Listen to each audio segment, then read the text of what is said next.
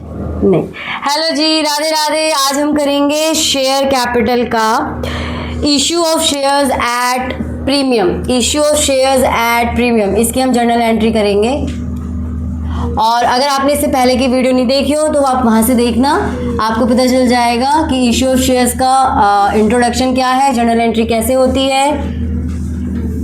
ठीक है, और उसके बाद अब आ गए हम प्रीमियम पे। प्रीमियम के लिए जितनी भी जर्नल एंट्री करी जा रही है, प्रीमियम है क्या पहले वो समझ लीजिए। आपका कंपनी की जितनी ऑथोराइज कैपिटल होती है वो शेयर में डिवाइड होती है। ठीक है, वो शेयर में डिवाइड होती है।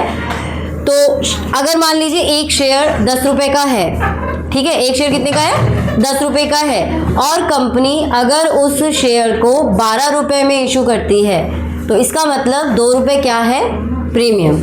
ठीक है, प्रीमियम के लिए हम कैसे एंट्री करेंगे। अगर आपको वैसे तो क्वेश्चन में बता रखा होगा कि प्रीमियम वो कौन सी कॉल पर लेंगे, वो एप्लीकेशन के साथ लेंगे, वो अलॉटमेंट के साथ लेंगे, या फिर वो फर्स्ट कॉल या फाइनल कॉल के साथ लेंगे। अगर क्वेश्चन साइलेंट है इस बारे में, उन्होंने नहीं बताया है कि हम किस चीज़ के साथ ले रहे हैं, तो आपको क्या करना है, उसको अलॉटमेंट के साथ ही करना है। ठीक है, अगर प्रीमियम नहीं बता रखा तो आप उसको अलॉटमेंट के साथ करेंगे। तो इसमें आपका जो नई 2025 बुक है उसमें क्वेश्चन नंबर 17 करेंगे हम। क्वेश्चन नंबर 17 2025 की बुक है। क्वेश्चन मैं पढ़ देती हूँ, बाकी आप देख लेना। 2024 में कौन सा है, भारत लिमिटेड 18। 2024 में क्वेश्चन नंबर 18। ठीक है, जनरल एंट्री का परफॉर्मा आप लोग वेल नोन हो, बना लेना, मैं डायरेक्टली आपको करवाऊंगी। Bharat limited was incorporated with a capital of 20 lakh divided into share 10 each. ये इसकी ऑथोराइज कैपिटल होती है। इसका काम बैलेंस शीट में होता है, इसका काम इधर नहीं होगा। ठीक है, उसके बाद 20,000 share were offered for subscription and out of this 18,000 share were applied. 20,000 उनका इश्यूड कैपिटल होगा, 20,000 इंटू 10 करके, लेकिन उन्होंने यहाँ पे सब्सक्राइब कितने किए हैं, 18,000 शेयर। मतलब हमें जितनी भी एंट्री करनी है वो किससे करनी है, 18,000 शेयर से। ठीक है, ऑथोराइज कैपिटल का हिस्सा होता है इश्यूड कैपिटल, और इश्यूड कैपिटल का हिस्सा होता है और ये सब्सक्राइब्ड कैपिटल। तीनों अलग अलग हो सकती हैं। ऑथोराइज के बाद इश्यूड सेम हो सकती हैं, बट ज़रूरी नहीं है सब्सक्राइब सेम हो, या तीनों ही अलग हो सकती हैं। ठीक है, इस चीज़ का ध्यान रखना। एप्लीकेशन 3 रुपये है आपका इंक्लूडिंग प्रीमियम। यहाँ पे पहले हम इसका इन्फॉर्मेशन लिख लेते हैं। एप्लीकेशन 3 रुपये है, 1 रुपीज़ इंक्लूडेड। ये अब आपको बहुत ज़्यादा देखने को मिलेगा, इंक्लूडेड प्रीमियम। अब इस तरह के ब्रैकेट में ना बहुत सारी चीज़ें लिखी होंगी। इसका मतलब ये है कि इस 3 रुपये में 1 रुपये प्रीमियम का है और 2 रुपये एप्लीकेशन के हैं। तो आपको इसको क्या लिखना है, 2+1। जहाँ पे भी आपका ये इंक्लूडेड आएगा आप ध्यान रखिएगा कि अगर 3 रुपये दिया हुआ है, लिखा है 1 रुपीज़ इंक्लूडेड प्रीमियम, इसका मतलब 1 रुपये प्रीमियम का है, 2 रुपये आपका एप्लीकेशन का है। तो 2+1 कर दिया। उसके बाद इन्होंने दिया है 4 रुपये शेयर है, इंक्लूडिंग 1 रुपये ये अलॉटमेंट का है 4 रुपये, इसमें भी 1 रुपीज़ इंक्लूडेड है। तो इसका मतलब ये क्या हो गया, 3+1। मतलब प्रीमियम एप्लीकेशन पे भी है, प्रीमियम अलॉटमेंट पे भी है। कंपनी की मर्जी होती है, चाहे वो प्रीमियम एक साथ मंगवा ले, चाहे वो अलग अलग कॉल पे मंगवा ले। उसके बाद 2 रुपये फर्स्ट कॉल पे है। फर्स्ट कॉल है आपका 2 रुपीज़ का, 2 रुपीज़ पर शेयर। और सेकेंड एंड फाइनल कॉल, या डायरेक्टली आप इसको फाइनल कॉल भी लिख सकते हैं, वो है आपका 3 रुपये, 3 रुपीज़। ठीक है, अब मान लीजिए इस क्वेश्चन में ऐसा लिख दिया होता कि मान लीजिए ये 3 रुपये नहीं दिया होता और लिख दिया होता बैलेंस ऑन फाइनल कॉल, तो आप कैसे करते, आप देखो ये 1 रुपीज़ को नहीं जोड़ते। ठीक है, प्रीमियम को आप अलग ही रखते। 2 रुपये प्रीमियम है, उसको अलग ही रखो। 10 रुपये का शेयर है, 2 रुपये, 3 2 5 रुपये, 5 और 2 7 रुपये, 7 रुपीज़ हो गए। 10 में से 7 गए, 3 रुपीज़। प्रीमियम के साथ मत करना, कहीं ऐसा कर दो 3 4 3 7 2 9 1 रुपये कर दो, कहीं वो गलत हो जाएगा। प्रीमियम को अलग ही रखना है, इसीलिए मैंने यहाँ पे ऐसे प्लस में करके रखवाया है। छोटी छोटी का बातों का ध्यान दोगे, क्वेश्चन गलत नहीं होगा। तो ये आपका 3 रुपये आ गया। ठीक है, अब मैं इसको 2 हिस्सों में बांट देती हूँ। ये तो आपका हो गया इंफॉर्मेशन। अब जर्नल एंट्री हम आधे आधे हिस्सों में कर लेंगे। ठीक है, आगे क्वेश्चन है, all the money was received, give necessary journal entries and show the share capital in balance sheet. Balance sheet में भी आज समझाई दूँ, आज प्रीमियम और बैलेंस शीट समझा देते हैं। तो सबसे पहले हम इनकी जर्नल एंट्री करेंगे। इश्यूड शेयर कितना है हमारा, 18,000। ठीक है, तो सबसे पहले एंट्री क्या होगी आपकी, bank account debit, bank account debit to share application account. तो यहाँ पे आप अमाउंट कैसे रखेंगे, 18,000 2 से करोगे, लेकिन यहाँ पे 1 रुपये प्रीमियम भी है। प्रीमियम को हमेशा क्रेडिट किया जाता है, SPR, सिक्योरिटी प्रीमियम रिजर्व। ठीक है, तो रखेंगे 2 SP। मेरे ख्याल से इसको ना SP ही बोला गया था, रिजर्व नहीं बोला गया था। एक मिनट चेक कर लेते हैं, लास्ट टाइम शायद मुझे ऐसा कुछ, हाँ इसको SP अकाउंट बोला गया था, रिजर्व नहीं बोला गया था। तो आप लिखेंगे SP अकाउंट, रिजर्व मत लगाना, पहले था ये SPR, बट लास्ट टाइम इसको हटा दिया गया, SP अकाउंट करा गया। ठीक है, तो यहाँ पे आप करेंगे बैंक अकाउंट में कितने पैसे आए हैं, 18 × 3, 18K × 3 यानी कि 54,000। ठीक है, 2 रुपये आपका इसमें जाएगा 36,000, 18K × 2, और 1 रुपये जाएगा आपका किसमें, SP अकाउंट में। 2 रुपये नॉर्मल है, जैसे आप क्वेश्चन करते थे, बस यहाँ पे सिक्योरिटी प्रीमियम आ गया है। तो सिक्योरिटी प्रीमियम आपका कहाँ चला जाएगा, 1 रुपये उसमें चला जाएगा, 2 रुपये आपका शेयर कैपिटल में जाएगा। टोटल आपके पास 54,000 रुपीज़ आ रहे हैं। ठीक है, अब इस अमाउंट को आप क्या करेंगे, ट्रांसफ़र करेंगे किसमें, शेयर कैपिटल में। तो share application account debit, share application account debit to share capital. मुझे लग रहा है ना कुछ तो गड़बड़ करवा दी मैंने तुम्हें। SP अकाउंट यहाँ आना चाहिए, पहले वाले में यहीं आता है। मैं एक बार देख लूँगी, चेक कर लेंगे, पर मुझे ऐसा लग रहा है यहाँ पे 54,000 ही रहेगा, और जो SPR की एंट्री होगी वो पहले में सेकंड एंट्री में होगी, और बाकियों में फर्स्ट एंट्री में होगी, ड्यू में। आपको अभी पैसे मिले, कितने पैसे मिले, 18 × 3 54,000। अब जब आप इसको ट्रांसफ़र करेंगे तब इसको SP अकाउंट में ट्रांसफ़र करना है, टू SP अकाउंट। ठीक है, वो मेरी गलती थी, थोड़ा बहुत उसमें हो गया।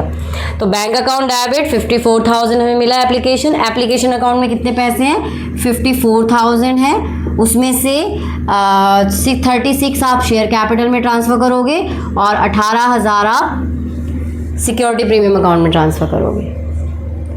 ठीक है, उसके बाद 3rd नंबर की एंट्री होगी, यानी कि अलॉटमेंट की। अब पहली ड्यू एंट्री में, अब SP की एंट्री ड्यू एंट्री में होगी। ठीक है, तो उसके लिए आप एंट्री कैसे करेंगे, share allotment account debit, share allotment account debit to share capital to SP।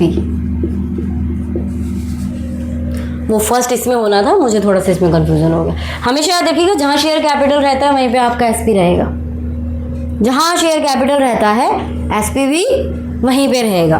तो शेयर अलॉटमेंट में कितना ड्यू है, 18 × 4 यानी कि 72,000 रुपीज़, जिसमें से 3 रुपये आपका शेयर कैपिटल में जाएगा 54,000, और 18,000 आपका जाएगा SP अकाउंट में। ठीक है, सारा पैसा हमें ड्यूली रिसीव्ड हो गया। तो 4 जर्नल एंट्री, जहाँ समझ में ना आ रहा हो बीच में पूछ लेना। Bank account debit to share allotment account, ये पूरा जाएगा 72,000 से। ठीक है, 5th एंट्री ड्यू एंट्री करेंगे आप फर्स्ट कॉल की, share first call account debit, share first call account debit to share capital कितना 18 इंटू 2 36,000। फिर उसके बाद बैंक अकाउंट 6th एंट्री आपकी हो जाएगी, bank account debit to share first call. ये बिल्कुल वही है जो आप हर एक में करते आए हैं। First call account 36,000 36,000। 7 entry final call की, शेयर फाइनल कॉल अकाउंट या फिर second and final call account debit to share capital account. तो ये है आपका 3 रुपये से 54,000 और 54,000। फिर bank account debit to bank account debit to share final call account. ये आपका आ गया 54,000 और 54,000। ये आपकी जर्नल एंट्री, ठीक है। प्रीमियम जहाँ पे आएगा, जिसके साथ प्रीमियम होगा उसके साथ आपको प्रीमियम को क्रेडिट करना है, बस इतना सा। जितना उसका अमाउंट होगा वो प्रीमियम अकाउंट में चला जाएगा, ठीक है। बात समझ में आ गई। तो ये तो आपकी इसकी जर्नल एंट्री थी। अब हम बात करें इसकी कि बैलेंस शीट में कैसे एंट्री करनी है, वो भी मैं आपको साथ साथ करवा ही देती हूँ बैलेंस शीट का। तो बैलेंस शीट को करने के लिए सबसे पहले ये वाला हिस्सा नज़र आ रहा है, उसमें तुम्हारा तो है, ऐसे कर देते हैं ना, अब आ रहा है नज़र, ठीक है। अब सबसे पहले इसके लिए आपको क्या करना है, नोट टू अकाउंट्स बनाना है अपने वर्किंग नोट्स में। जब भी आपको बैलेंस शीट बनाने के लिए कहा जाएगा तो आप अपने वर्किंग नोट्स में नोट टू अकाउंट्स बनाएंगे। यहाँ पे आपका सीरियल नंबर लिखा होगा, ना भी लिखें तो भी चलेगा। यहाँ पे आपका पर्टिकुलर और इधर आपकी अमाउंट। तो सबसे पहले यहाँ पे आपको क्या लिखना है, ऑथोराइज्ड कैपिटल का नाम लिखना है। शेयर कैपिटल में यहाँ पे लिख देना शेयर कैपिटल। शेयर कैपिटल के 3 हिस्से होते हैं। शेयर कैपिटल कितने हिस्से होते हैं? 3 हिस्से होते हैं। सबसे पहले ऑथोराइज्ड कैपिटल। ऑथोराइज्ड कैपिटल कितनी है? ये जो सबसे पहले दिया होता है ना, a company incorporated with the capital of, एक इसमें 20 लाख दिया हुआ है। कितने शेयर में? डिवाइडेड इनटू 10 शेयर, यानी कि 20,000 शेयर। 20,000 शेयर 10 रुपये है तो 2 लाख शेयर। तो यहाँ पे आप लिखेंगे 2 लाख इंटू 10 और यहाँ पे लिख देंगे 20 लाख। यहाँ पे इसको क्लोज कर देंगे, बस ख़त्म, इतना करना है। यहाँ पे इसको क्या करना है? क्लोज करना है और ये हो गया, ठीक है। सेकंड, यहाँ पे आप फिर लिखेंगे इश्यूड शेयर। ये जब भी आपको बैलेंस शीट बनानी है तब आपको नोट टू अकाउंट्स बनाना है। पहले वाले में ऑथराइज्ड कैपिटल, जितनी कंपनी की शुरू की कैपिटल होगी, जितनी कैपिटल से वो रजिस्टर्ड होगी, उस कैपिटल को यहाँ लिखना है। इश्यूड कैपिटल, जितने शेयर उसने इशू करे हैं। अब इसने कितने इशू करे हैं? 20,000 शेयर। तो यहाँ लिख देंगे 20,000 share at the rate 10 rupees. तो कितना हो गया? 2 लाख। इसको भी क्लोज कर देंगे। ये कहीं भी नहीं लिखा जाएगा, बस नोट टू अकाउंट्स में आएगा, ठीक है। उसके बाद आप लिखेंगे इसको चाहे तो आप ABC लिख सकते हो। फिर लिखेंगे आप सब्सक्राइब्ड कैपिटल। सब्सक्राइब्ड कैपिटल, तो सब्सक्राइब्ड कैपिटल कितना किया है इन्होंने? 18,000 share at the rate of 10 rupees पर शेयर। और उन्होंने साथ में क्या किया है? 2 रुपये का इन्होंने प्रीमियम दिया है, लेकिन प्रीमियम को यहाँ पे नहीं करेंगे, वो अलग अकाउंट में जाता है, वो रिजर्व और सरप्लस पे जाता है। प्रीमियम को यहाँ पे एंट्री नहीं करेंगे। आप यहाँ पे लिख देंगे 1,80,000। यहाँ भी हो गया, ये अमाउंट जाएगी बैलेंस शीट में। 1 नंबर पे शेयर कैपिटल हो गया, 2 नंबर पे आपका जाएगा रिजर्व एंड सरप्लस। तो इसमें हम क्या लिखेंगे? Security premium reserve. कितना दिया है? 18,000 शेयर पे 18,000 शेयर पे @2 रुपीज़, यानी कि 3,60,000। बस इस चीज़ में हमारे पास यही चीज़ें थी। ऑथोराइज कैपिटल दी थी, इश्यूड कैपिटल दी थी, सब्सक्राइब कैपिटल दी थी, जो कि ड्यूली सारी की सारी रिसीव्ड हो गई। इसमें कॉल्स इन एरियर या ऐसा कुछ भी नहीं था। सिक्योरिटी प्रीमियम था बट उसको यहाँ नहीं लिखते हैं, उसके लिए अलग से बनता है रिजर्व एंड सरप्लस का। मैंने आपको बैलेंस शीट याद करने के लिए कहा था, किसी ने भी नहीं करा। अगर करा होता तो शायद ये चीज़ समझ आ जाती। नहीं, वो उस दिन थोड़ा बता दिया था, लेकिन मैंने आपको कहा था बैलेंस शीट याद करना है। जब बैलेंस शीट याद करोगे ना तो ये बहुत अच्छे से समझ में आएगा। बैलेंस शीट याद नहीं करोगे फिर दिक्कत हो जाएगी। तो यहाँ पे आपका ये आ गया। अब आपको क्या करना है, ये तो आपके हो गए नोट टू अकाउंट्स। अब आपको बैलेंस शीट का परफॉर्मा बनाना है। बैलेंस शीट एज ऑन, जैसा वहाँ पे डेट दिया हो। तो यहाँ आपका आता है equity and liability, equity and liability, ये लायबिलिटी का हिस्सा है। यहाँ पे आपका आएगा नोट नंबर, ठीक है, और यहाँ पे आपकी आएगी अमाउंट। क्योंकि ये एक ही साल की अमाउंट है, अगर 2 साल की होती तो हम इस अमाउंट को 2 हिस्सों में बांटते 2 साल का लिखने के लिए, कंपैरिजन के लिए, ठीक है। तो यहाँ पे हमारा एक ही साल का है। तो सबसे पहले आप क्या लिखेंगे यहाँ पे, शेयर कैपिटल। सबसे पहले उसका हिस्सा रहता है शेयर कैपिटल। यहाँ ऐसे 1 लिखेंगे और ये इसका ए पार्ट है, शायद ए है या 1 है, वो ज़रा सा बुक में देख लेना।